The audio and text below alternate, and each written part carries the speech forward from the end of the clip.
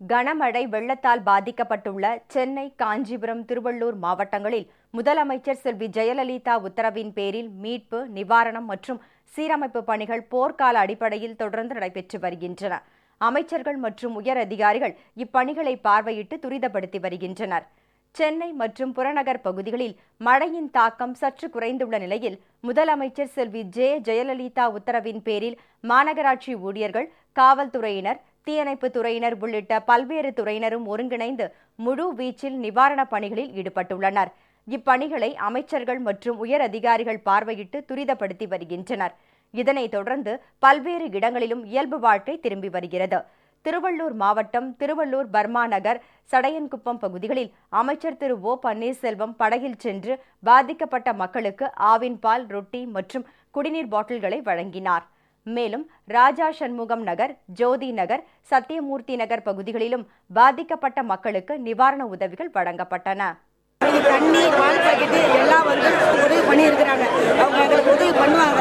எங்கள் அம்மாவை நம்பி நாங்கள் இருக்கிறோம். எங்கள் அம்மா தான் எங்களை காப்பாற்றுறாங்க. இது வரைக்கும் ரேஷன்லையும் சரி, பருப்பு விலை ஏறி போனாலும் சரி, எங்கள் அம்மா எங்களுக்கு உதவி பண்ணுறாங்க. இன்னைய வரைக்கும் எங்களுக்கு எல்லாமே கொடுத்துருக்காங்க. சாப்பாடு, தண்ணி, தந்து வசதி எல்லாம் கொடுத்துருக்காங்க.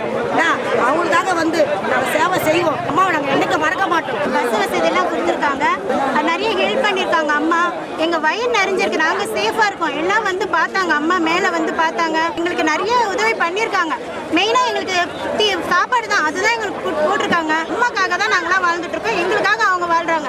பூந்தமல்லியை அடுத்த புதுச்சத்திரம், ஊத்துக்கோட்டை, திருவள்ளூர் உள்ளிட்ட பகுதிகளில் சேதமடைந்த சாலைகள் மற்றும் பாலங்களை அமைச்சர்கள் திரு ஓ பன்னீர்செல்வம், திரு எடப்பாடி கே பழனிசாமி, திரு பி ரமணா, திரு எஸ் அப்துல் ரஹீம், மாவட்ட ஆட்சியர் மற்றும் நாடாளுமன்ற சட்டமன்ற உறுப்பினர்கள் உள்ளிட்டோர் நேரில் பார்வையிட்டு சீரமைப்பு பணிகளை துரிதப்படுத்தினர்.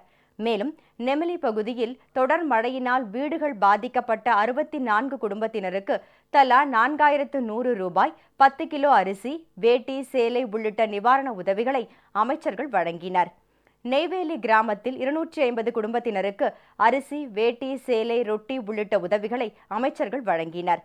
திருவொற்றியூர், சண்முகாபுரம், TKS நகர், மணலி உள்ளிட்ட பகுதிகளில் பாதிக்கப்பட்ட மக்களுக்கு பால், ரொட்டி, போர்வை, வேட்டி, சேலை உள்ளிட்ட உதவிகள் வழங்கப்பட்டன.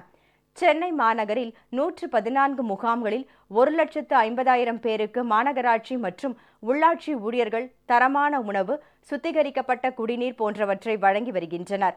பல்வேறு மாவட்டங்களில் இருந்தும் பெறப்பட்ட உணவு மற்றும் நிவாரணப் பொருட்களும், விசாகப்பட்டினத்தில் இருந்து கப்பல்களில் அனுப்பப்பட்டுள்ள நிவாரணப் பொருட்களும் பாதிக்கப்பட்டவர்களுக்கு வழங்கப்படுகின்றன.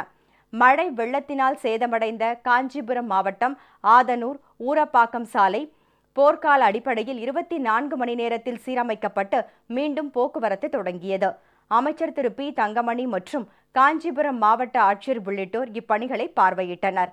இதனிடையே சென்னை புறநகர் மின்சார ரயில் சேவை படிப்படியாக தொடங்கியுள்ள நிலையில் சென்ட்ரல் மற்றும் எழும்பூர் ரயில் நிலையங்களில் கடந்த சில தினங்களாக கனமழை காரணமாக தடைப்பட்டிருந்த வெளியூர் ரயில்கள் இன்று முதல் மீண்டும் இயக்கப்படும் என தெற்கு ரயில்வே அறிவித்துள்ளது.